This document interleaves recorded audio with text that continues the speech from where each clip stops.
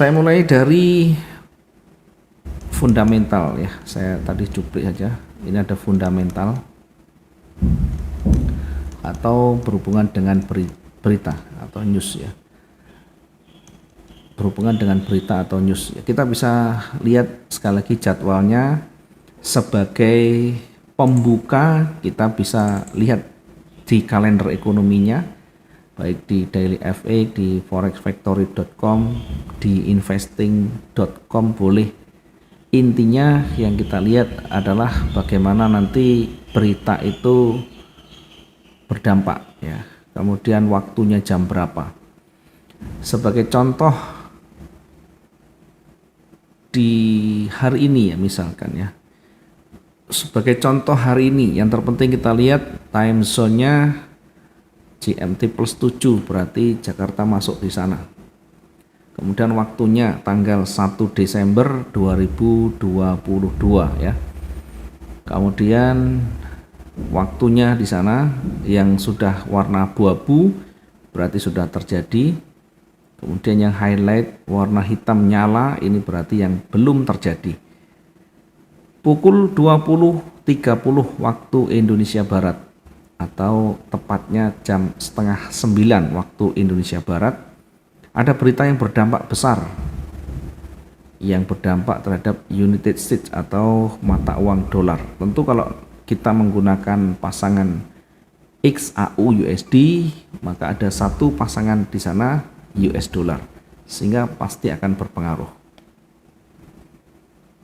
Kemudian bagaimana cara membaca pertama ya, atau minimal kita mengetahui informasi pertama apa yang bisa kita dapatkan ya. Bahkan nanti malam ada jam setengah 9, jam 9:15, setengah 10, jam 10:04, jam 10 udah berjajar. Jadi jam 10 ada ISM ya, berdampak besar. Yang merah ini adalah high impact, medium adalah medium impact. Perlu kita ketahui sekali lagi, untuk membaca berita tidak cukup dengan angka, tetapi nanti kita bisa lebih tekankan, lebih mengamati pada pergerakan teknikalnya.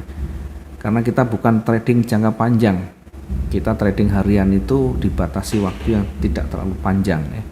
Sehingga target juga tidak terlalu panjang, tidak terlalu besar, termasuk juga resikonya. Nah, pembaca pertama, jadi untuk sebagai petunjuk awal kita bisa membandingkan di sana ya. Sekali lagi ini hanya petunjuk awal, jangan dijadikan sebagai dasar utama, karena nanti dasar utamanya kita akan perhatikan di menit-menit terakhir jelang pergantian berita, jelang news itu dirilis. Yang pertama di sana ada previous, ada forecast. Previous ini artinya data lama. Data lama itu data yang dirilis sebelumnya. Kalau misalkan berita ini dirilis 1 bulan sekali, maka previous ini, angka yang ada ini adalah data bulan lalu ya. Jika berita ini dirilis 1 bulan sekali. Intinya yang sudah terjadi kemarin ini 5,1%, datanya 5,1%. Sementara untuk forecastnya atau perkiraannya akan turun menjadi 5%. Jadi 5,1 perkiraan ke depan atau diperkirakan akan turun menjadi 5%. Sehingga dari 5,1 ke 5% ini ada penurunan 0,1%. Ketika dia menurun atau dia berkurang, maka potensinya di US dollar ini adalah melemah ya. Jadi datanya misalkan begini ya, saya contohkan. Ini sebagai petunjuk awal saja ya, saya tidak menggunakan ini sebagai acuan utama, tapi sebagai petunjuk awal. Di sana ada previous, ada forecast, Di sini pengaruhnya terhadap US dollar. Previous misalkan 5,1%, forecastnya 5%, maka dari 5 ke 5,1 ke 5 ini turun 0,1%.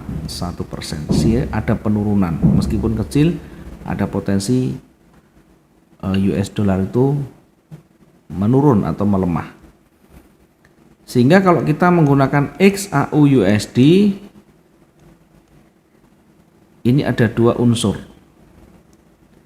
Ya, ini ada dua mata uang atau dua instrumen ya. Ada XAU USD. XAU berada di depan, USD berada di belakang. Tadi jika euro USD-nya bukan euro ya, jika US dollarnya melemah 5,1 ke angka 5, ini menurun atau diterjemahkan melemah.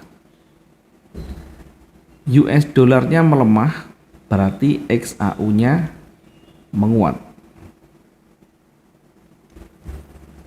Berarti XAU-nya menguat. Karena XAU USD, XAU berada di depan, sehingga kalau dolar ini melemah, maka XAU-nya akan naik.